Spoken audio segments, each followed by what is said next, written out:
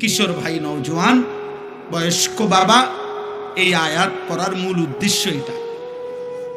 আপনারা শুনেই বুঝছেন এটা রমজান রোজা সম্পর্কিত আয়াত। মূলত লম্বা ব্যাখ্যা করার জন্য পড়ি নাই, আমি পড়ছি এই কথাটা বলার জন্য।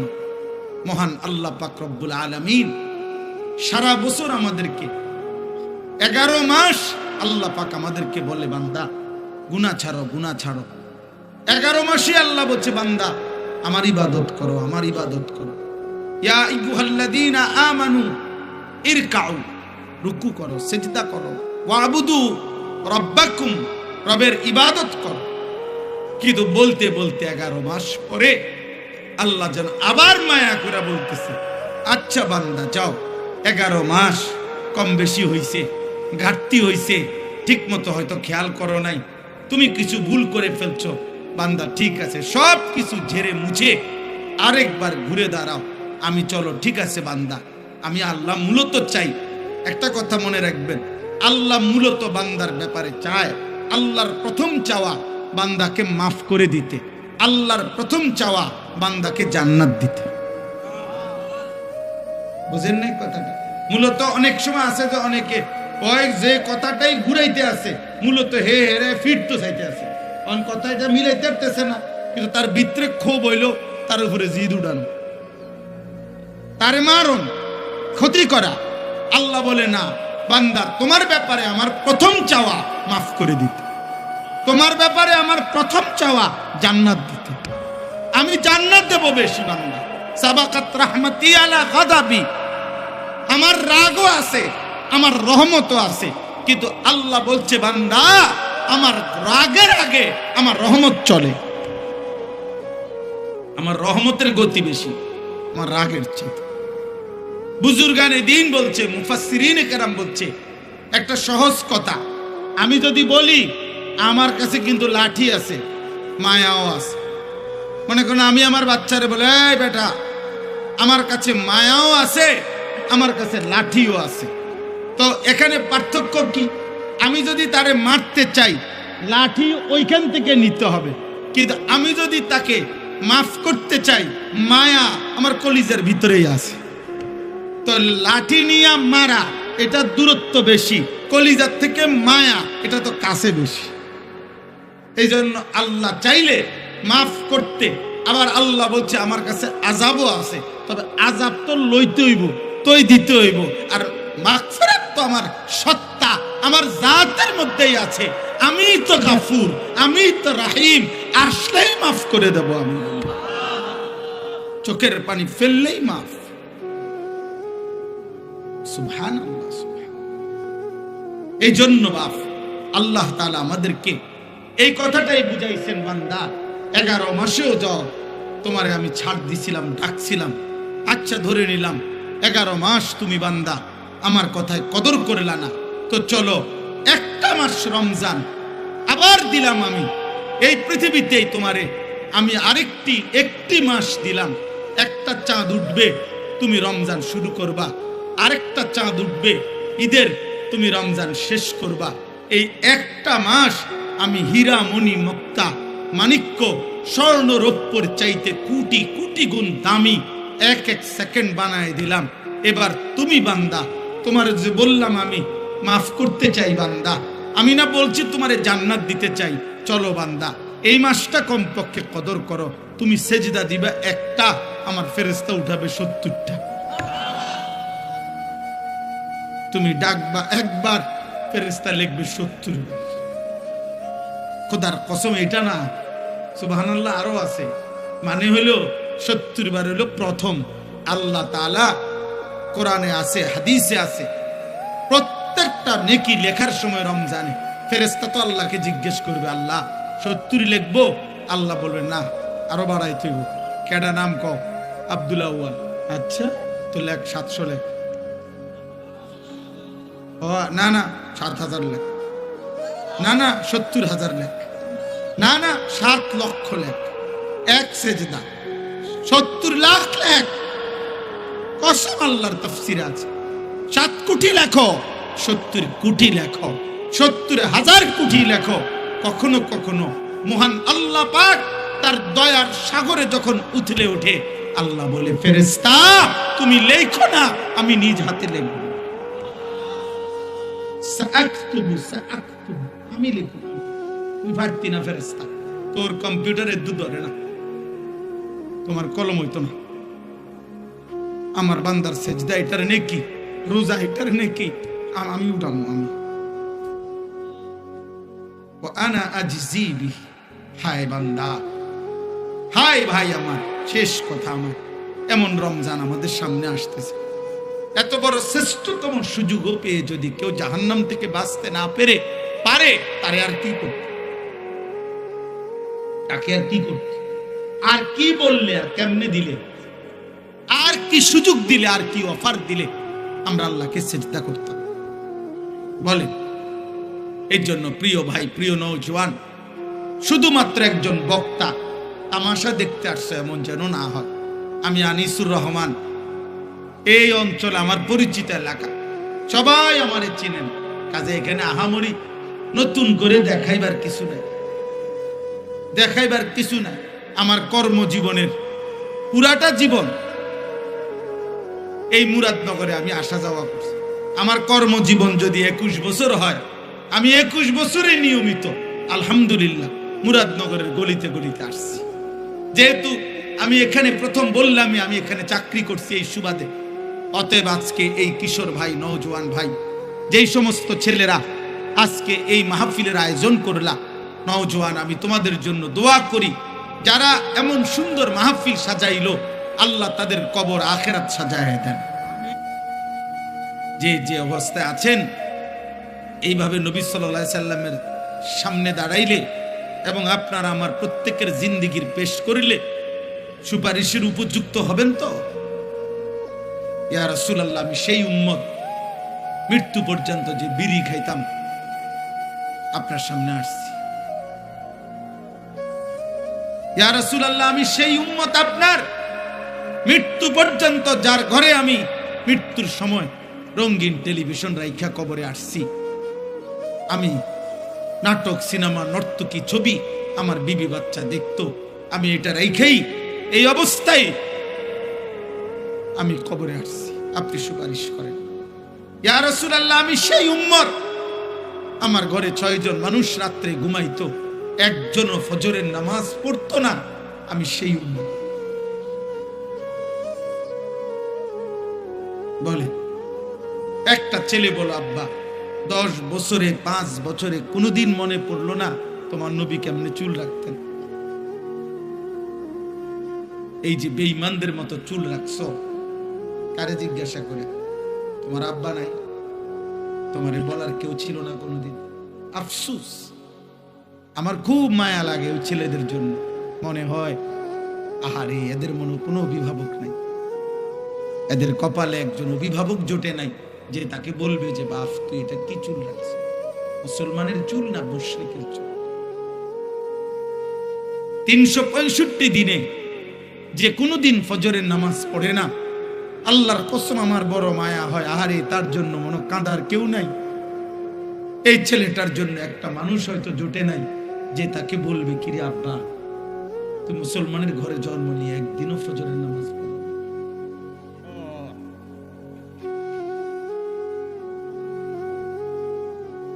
আহা, তোমার কপালে বুঝি জুটলো না?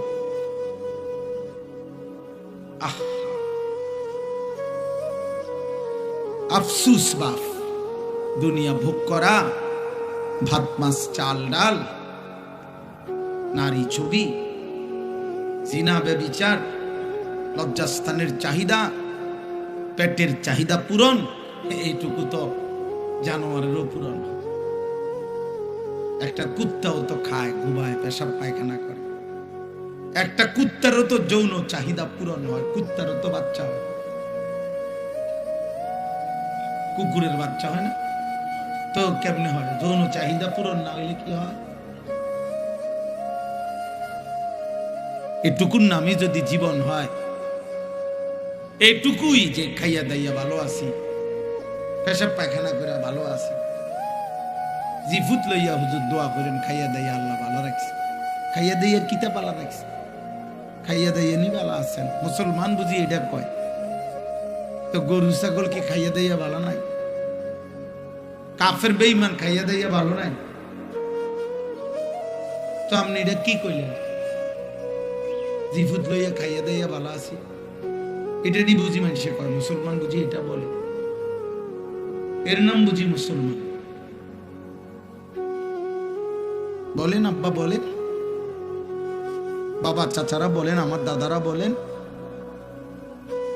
ইন্নাল্লাযীনা লা ইয়ারজুনা লিকাআনা ওয়া রাদু বিল হায়াতিদ দুনিয়া ওয়াতমাআন্নু বিহা ওয়াল্লাযীনা হুম আন আয়াতিনা গাফিলুন। এই চারটা কথা শুনেন কোরআনুল কারীমের সূরা ইউনূস, একটা সূরা আছে ইউনূস নবীর নামে, এই সূরার আয়াত। আল্লাহ বলছে যার জীবন 60 বছর, 40 বছর, 50 বছর, 90 বছর, 30 বছর, যেটুকুই হোক, যার জীবন কাটে শেষ করছে যে চারটা জিনিসে, এক, জীবনটা এভাবে চালাইছে যার দ্বারা বোঝা যায় সে মূলত জান্নাত চায় না। 2, সারাক্ষণ যে দুনিয়ার জীবন নিয়ে খুশি হয়ে আছে, হাসে, লাফায়, নাচে, ফুর্তি করতে আছে, মজা করতে আছে, কারণ খায় দায়, ঘুম যায়, নারী দেখে, নাটক দেখে, ছবি দেখে, টেলিভিশন দেখে, জিফুত লইয়া উল্লাসে আছে, দুনিয়ার জীবন নিয়ে যে খুশি হয়ে আছে। 3, ওয়াতমাআন্নু বিহা, যেটুকু দুনিয়া উপার্জন করেছে এটুকুর উপরে তৃপ্ত হয়েছে, সন্তুষ্ট। আল্লাহ আমারে সব দিছে হুজুর। কি দিছে? 3 ফুট বিদেশ, 4টা মেয়ে বিয়ে দিছি, বাড়িতে একটা বিল্ডিং করছি, 4টা রুম, 2টা বাথরুম, ভিতরে টাইলস, রাস্তার লগে কুদুর জায়গা কিনছি, আল্লাহর রহমতে ব্যাংকে কিছু টাকা জমছে, আল্লাহর কাছে যা চাইছি হুজুর আল্লাহ সব দিছে, আল্লাহর রহমতে ভালো আছে। এই যে দুনিয়া নিয়ে কি হয়ে গেছে? তৃপ্ত, বুঝেন নাই? সন্তুষ্ট, দুনিয়া মিলছে, মাশাআল্লাহ। এই 3 নাম্বার। আর 4 নাম্বার হলো ওয়াল্লাযীনা হুম আন আয়াতিনা গাফিলুন। আল্লাহ বলে প্রতিনিয়ত আমার আয়াত, আমার হুকুম, আমার বিধান, আমার আদেশ নিষেধ, আমির কোরআনের একটা একটা হুকুম, আমার রাসূলের একটা একটা সুন্নাত, এর থেকে যে গাফেল, একটা সূরা ঠিকমতো বলতে পারে না, আত্তাহিয়াতু শুদ্ধ পড়তে পারে না, রুকুর তাসবিহ সিজদার তাসবিহটা ঠিকমতো করতে পারে না, ফরজ গোসলটা ঠিকমতো করতে জানে না, 10টা দোয়া জিজ্ঞাসা করলে নবী সাল্লাল্লাহু আলাইহি সাল্লাম পড়তেন বিভিন্ন ক্ষেত্রে, বলতে পারে না কোনটা হালাল কোনটা হারাম, পাক নাফাক কোনো কিছু প্রকৃত অর্থে সঠিকভাবে জানার কোনো প্রেরণাই নাই। যা মন চায় খায়, যা মন চায় ঘুমায়, কষ্টের টাকাও নেয়, সুদের টাকাও নেয়, গালিও দেয়, সালামও দেয়, মদও খায়, মধুও খায়, হালাল টাকাও খায়, কিস্তির টাকাও খায়, সুদের টাকাও খায়, আপন স্ত্রীও দেখে, মোবাইলে নর্তকীও দেখে, নাচও দেখে, নাটকও দেখে, সিনেমাও দেখে। আয় হায় নাফরমান, হালাল কই তোর, হারাম কই তোর, ঈমান কোথায়, আল্লাহ কোথায়, রাসূল কোথায়, পাক কোথায়, নাপাক কোথায়, জায়েজ কোথায়, নাজায়েজ কোথায়, আল্লাহর বিধান কোথায়?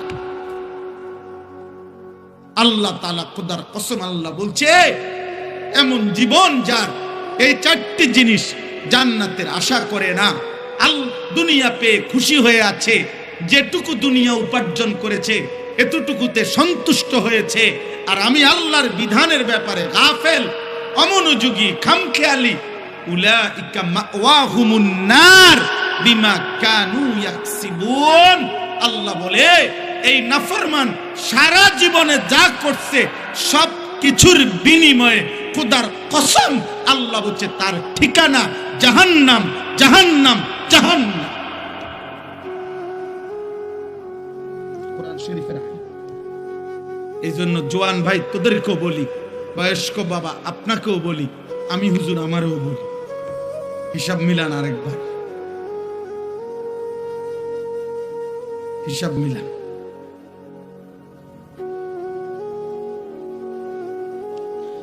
কালকে এক জায়গায় বয়ান করছিলাম, বয়ানের সময় একজন বড় প্রার্থী উনি আসছিলেন বক্তব্য দেওয়ার জন্য। উনি বয়ানের পরে এ কথাটাই আমি বলছিলাম যে 12 তারিখের লগে হিসাব মিলাইয়েন না, আখিরাতের লগে হিসাব মিলান। 12 তারিখ নির্বাচন হবে, ঠিক আছে, 12 তারিখের পরেও আরো নির্বাচন হবে। 12 তারিখ কোন ইসরাফিল ফুঁদিত না, কথা বুঝেন না? 12 তারিখ পৃথিবীর শেষ নির্বাচন, তাইলে 12 তারিখ কে সফল হবে, 12 তারিখ কে ব্যর্থ হবে, 12 তারিখ শেষ হাসিটা কে হাসবে, এটা হিসাব না। খোদার কসম মুসলমান হিসাব করেন, আখিরাতে হাসরের ময়দানে দেখা যাবে শেষ হাসিটা কে হাসে।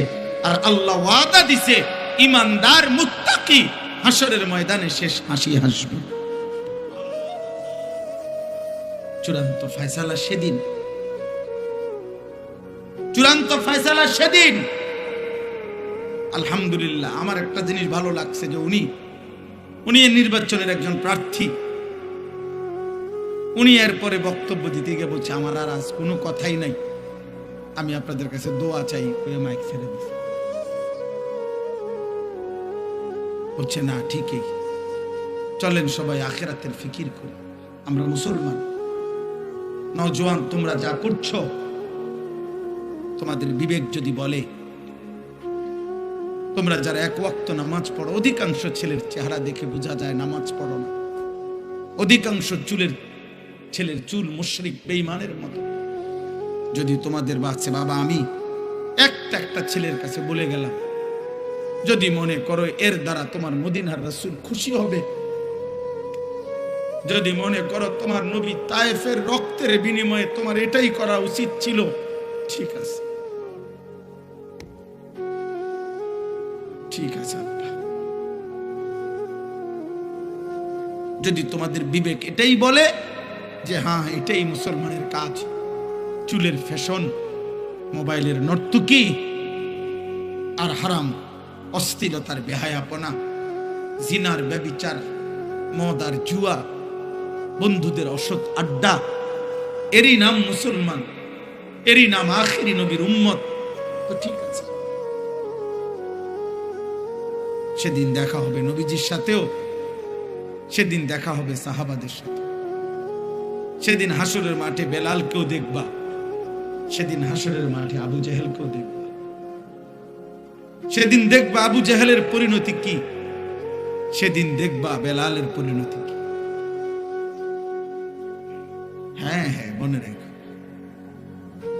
আল্লাহ আমাদেরকে বুঝ দান করে, আল্লাহ আমাদেরকে বিবেক দান করে, আল্লাহ আমাদেরকে ফিকির দান করে। আমি লম্বা বয়ান করতে আসি না, এই কথাটাই আমার মূল কথা। আবারও বলছি, আমার মূল প্রথম কথা এটা, আত্ম উপলব্ধি।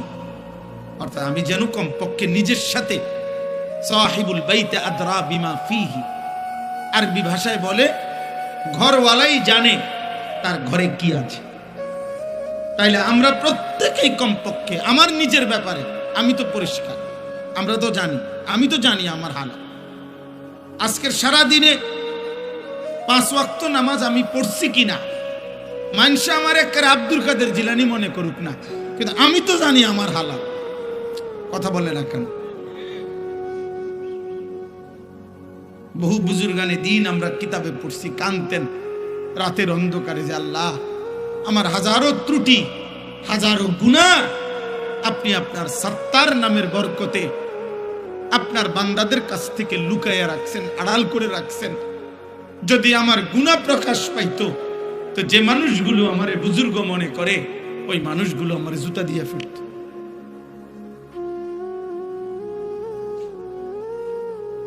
এই জন্য বাবা, প্রত্যেকেই আপনাদের কাছে অনুরোধ, ছেলেরা বাবা তোমাদের কাছে অনুরোধ, আব্বা এমন সুন্দর জীবন নষ্ট করে দিও না, তোমারে তুমি শেষ করে দিও না।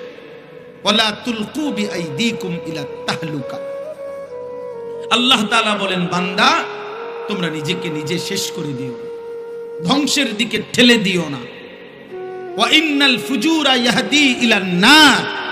খোদার কসম, আল্লাহ নবী সাল্লাল্লাহু আলাইহি সাল্লাম বলেন, হে আমার উম্মত, প্রত্যেকটা পাপ, প্রতিটা পাপ জাহান্নামের দিকেই নিয়ে যাচ্ছে।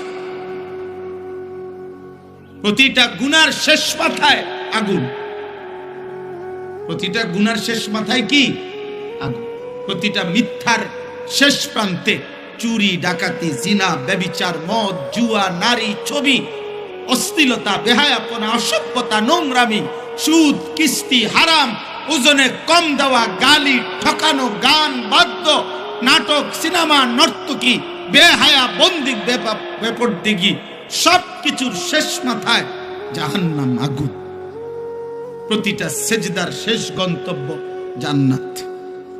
প্রতিটা সুবহানাল্লাহ আল্লাহর এই ডাকের আখেরি গন্তব্য জান্নাত।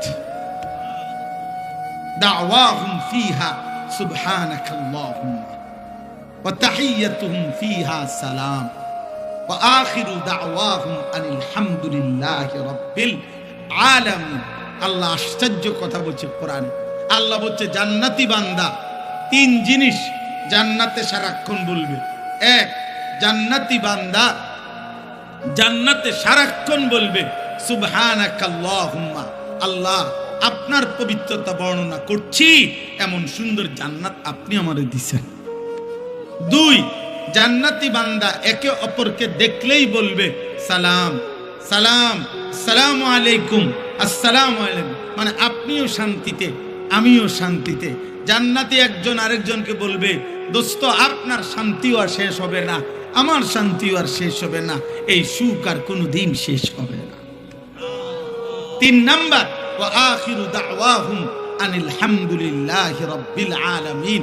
জান্নাতি বান্দা যেই কোনো নিয়ামত ভোগ করার পর ফেরেশতা যখন জিজ্ঞাসা করবে কেমন লাগলো, কোনো অসুবিধা আসেনি, জান্নাতি বান্দার কথা থাকবে একটাই, আলহামদুলিল্লাহ আলহামদুলিল্লাহ।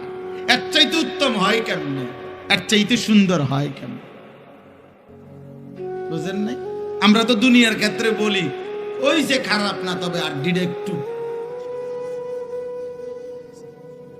মাশাআল্লাহ। বুঝছেন কথাটা?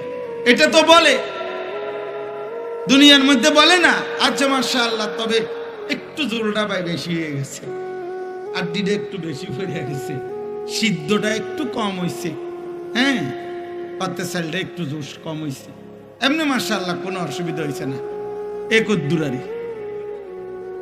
কিন্তু আল্লাহ তাআলা বলে জান্নাতি বান্দা সমস্ত নিয়ামতের বেলায় বলবে আলহামদুলিল্লাহ আলহামদুলিল্লাহ। অতএব কিশোর ভাই, নওজোয়ান, বয়স্ক বাবা, এই আয়াত পড়ার মূল উদ্দেশ্য এটা। আপনারা শুনেই বুঝছেন এটা রমজান রোজা সম্পর্কিত আয়াত। মূলত লম্বা ব্যাখ্যা করার জন্য পড়ি নাই, আমি পড়ছি এই কথাটা বলার জন্য। মহান আল্লাহ পাক রব্বুল আলামিন সারা বছর আমাদেরকে 11 মাস আল্লাহ পাক আমাদেরকে বলে বান্দা গুনাহ ছাড়ো গুনাহ ছাড়ো। 11 মাসে আল্লাহ বলছে বান্দা আমার ইবাদত করো আমার ইবাদত করো। ইয়া আইয়ুহাল্লাযীনা আমানু ইরকাউ, রুকু করো সিজদা করো, ওয়াবুদু রাব্বাকুম, রবের ইবাদত করো। কিন্তু বলতে বলতে 11 মাস পরে আল্লাহ যেন আবার মায়া করে বলতেছে আচ্ছা বান্দা যাও, 11 মাস কম বেশি হইছে, ঘাটতি হইছে, ঠিক মতো হয়তো খেয়াল করো নাই, তুমি কিছু ভুল করে ফেলছো, বান্দা ঠিক আছে সব কিছু ঝেড়ে মুছে আরেকবার ঘুরে দাঁড়াও, আমি চলো ঠিক আছে বান্দা আমি আল্লাহ মূলত চাই। একটা কথা মনে রাখবেন, আল্লাহ মূলত বান্দার ব্যাপারে চায়, আল্লাহর প্রথম চাওয়া বান্দাকে মাফ করে দিতে, আল্লাহর প্রথম চাওয়া বান্দাকে জান্নাত দিতে। বুঝেন নাই কথাটা? মূলত অনেক সময় আছে যে অনেকে ওই যে কথাটাই ঘুরাইতে আছে, মূলত হে হে ফিরতো চাইতে আছে, অন কথা এটা মিলাইতে পারতেছে না, কিন্তু তার ভিতরে ক্ষোভ হইলো, তার উপরে জিদ উড়ানো, তারে মারণ, ক্ষতি করা। আল্লাহ বলে না বান্দা তোমার ব্যাপারে আমার প্রথম চাওয়া মাফ করে দিতে, তোমার ব্যাপারে আমার প্রথম চাওয়া জান্নাত দিতে, আমি জান্নাত দেব বেশি। বান্দা সাবাকাত রাহমাতি আলা গাদাবি, আমার রাগও আছে আমার রহমতও আছে, কিন্তু আল্লাহ বলছে বান্দা আমার রাগের আগে আমার রহমত চলে, আমার রহমতের গতি বেশি আমার রাগের চেয়ে। বুজুর্গানে দিন বলছে, মুফাসসিরিনে কেরাম বলছে একটা সহজ কথা, আমি যদি বলি আমার কাছে কিন্তু লাঠি আছে মায়াও আছে, মনে করুন আমি আমার বাচ্চারে বলে এই বেটা আমার কাছে মায়াও আছে, আমার কাছে লাঠিও আছে। তো এখানে পার্থক্য কি? আমি যদি তারে মারতে চাই, লাঠি ওইখান থেকে নিতে হবে, কিন্তু আমি যদি তাকে মাফ করতে চাই, মায়া আমার কলিজার ভিতরেই আছে। তো লাঠি নিয়ে মারা এটা দূরত্ব বেশি, কলিজার থেকে মায়া এটা তো কাছে বেশি। এই জন্য আল্লাহ চাইলে মাফ করতে, আবার আল্লাহ বলছে আমার কাছে আযাবও আছে, তবে আযাব তো লইতে হইব, তোই দিতে হইব। আর মাগফিরাত তো আমার সত্তা, আমার জাতের মধ্যেই আছে। আমি তো গাফুর, আমি তো রাহিম, আসলেই মাফ করে দেব আমি। চোখের পানি ফেললেই মাফ। সুবহানাল্লাহ, সুবহানাল্লাহ।